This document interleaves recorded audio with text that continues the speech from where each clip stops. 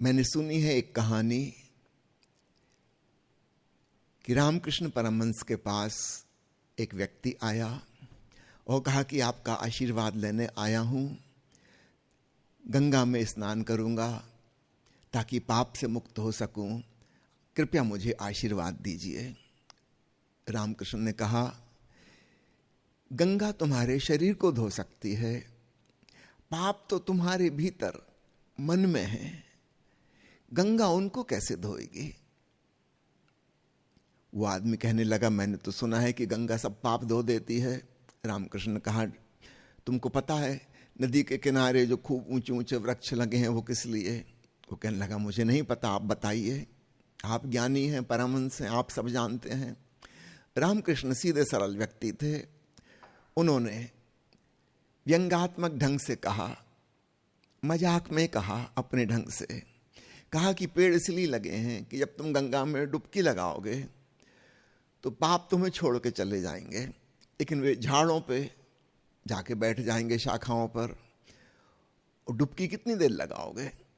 तुमने जो सुना है कि गंगा पाप धो देती, निश्चित रूप से जब तक गंगा में भीतर रहोगे तब तक पाप तुम्हारे पास नहीं आ सकते, गंगा का प्रताप। लेकिन तुम जैसे ही बाहर निकलोगे, वृक्ष की शाखाओं को छोड़कर उचक उचक कर वो तुम पे फिर सवार हो जाएंगे। वो आदमी कहने लगे, तो बड़ी मुश्किल हो गई, फिर पापों से छुटकारा पाने का कोई उपाय नहीं। रामकृष्ण ने कहा, जिस प्रकार की सस्ती तरकीब तुम कर रहे हो ये तो कोई उपाय नहीं, इस प्रकार तो मुक्ति कभी नहीं हो सकती। कुछ भीतर की साधना करनी होगी। मूर्छा में, बेहोशी में, प्रमाद में पाप हुए हैं, इसका ठीक विपरीत करना होगा। जागरण, अप्रमाद, अमूर्छा, होश की साधना करनी होगी। तुम्हें ज्यादा ध्यानपूर्ण, ज्यादा प्रेमपूर्ण स्वयं को बनाना होगा। तुम्हारे भीतर ध्यान की धारा बहे। गंगा की जलधारा तो पाप से मुक्त नहीं करा सकती, लेकिन तुम्हारे भीतर यदि प्रेम की जलधारा बह जाए, भक्ति की धारा, तब निश्चित रूप से तुम्हारा मन धुल जाएगा, साफ स्वच्छ हो जाएगा। खूब अच्छे से समझ लो। ओशो कहते हैं, यह कहानी सुनाकर पाप और पुण्य की परिभाषा खूब अच्छे से समझ लो। पुण्य अर्थात होशपूर्ण, प्रेमपूर्ण भावदशा में किया गया कर्म, और पाप अर्थात बेहोशी में, प्रेम रहित भावदशा में किया गया कर्म। ये तुम्हारे भीतर की भावदशा का सवाल है। बाहर का पानी, चाहे इस नदी का हो, चाहे उस नदी का हो, चाहे ट्यूबवेल का हो कि तालाब का हो, वो कैसे पाप धोएगा? मूर्छा तुम्हारे भीतर है, तुम्हें अपने भीतर जागरण की साधना करनी होगी। एकमात्र वही उपाय है, बस। रामकृष्ण परमहंस ने अपने सरल अंदाज में मजाक के ढंग से बात कह दी कि तुम ठीक कहते हो, गंगा में पाप धुल जाते हैं, लेकिन वो सब वृक्ष पर बैठ जाते हैं। सावधान, इस प्रकार की सस्ती तरकीबें जीवन रूपांतरण में मदद नहीं कर सकती।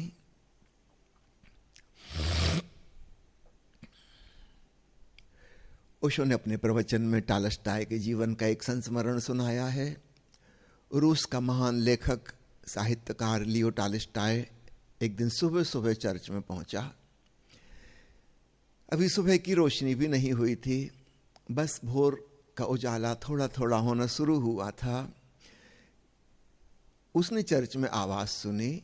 आवाज जानी पहचानी थी, गांव के सबसे बड़े अमीर व्यक्ति की, जमींदार की आवाज थी। वो कह रहा था कि हे प्रभु, मैं बड़ा पापी हूं, बड़ी भूल चूकें मुझसे हो गई हैं, मुझे क्षमा करना। मैंने चोरी की है, मैंने धोखा दिया है, मैंने लोगों को एक्सप्लॉइट किया है, गरीबों का शोषण किया है, और मैंने 3 हत्याएं भी करवाई हैं। हे प्रभु, मुझे माफ करना, मजबूरी हो गई, लाचारी हो गई, कुछ दुष्कृत्य करने पड़े, मुझे माफ कर दे, मैं बड़ा पापी हूं, हत्यारा हूं। टॉलस्टॉय ने यह बात सुन ली। टॉलस्टॉय तो बहुत चकित हुआ, ये कौन पुण्यात्मा है जो अपने पापों का प्रायश्चित कर रहा है, पश्चाताप कर रहा है। टॉलस्टॉय उस अमीर व्यक्ति के पास पहुंच गया और कहा कि धन्य है आप, इतने सरल हृदय से आपने अपने पापों का प्रायश्चित कर लिया, परमात्मा के सामने अपना सब कुछ उघाड़ के रख दिया। उस आदमी ने कहा, अच्छा तो तुमने सुन लिया, मैं तो सोच रहा था कि मैं अकेला हूं चर्च में, तुम कब भीतर प्रवेश कर गए, मुझे पता ही नहीं चला। याद रखना, यहां मैंने जो कहा है गांव में किसी को पता नहीं चलना चाहिए, यह मेरे और परमात्मा के बीच की बात है। इतने सुबह कोई नहीं आता, मैं तो यही सोचकर यहां आया था। तुम कौन हो और कैसे यहां अचानक प्रकट हो गए? यदि यहां की कोई बात बाहर गांव में पता चल गई तो फिर मुझसे बुरा कोई नहीं। जिस आदमी ने 3 हत्याएं करवा दी वो 4थी भी करवा सकता है, याद रखना। टॉलस्टॉय ने यह संस्मरण अपनी किताब में लिखा है कि लोग प्रायश्चित भी करते हैं, पश्चाताप भी करते हैं, लेकिन बदलते नहीं।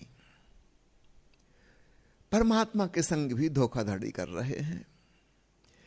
उनको संतोष भी हो जाता है कि तुमने पश्चाताप कर लिया,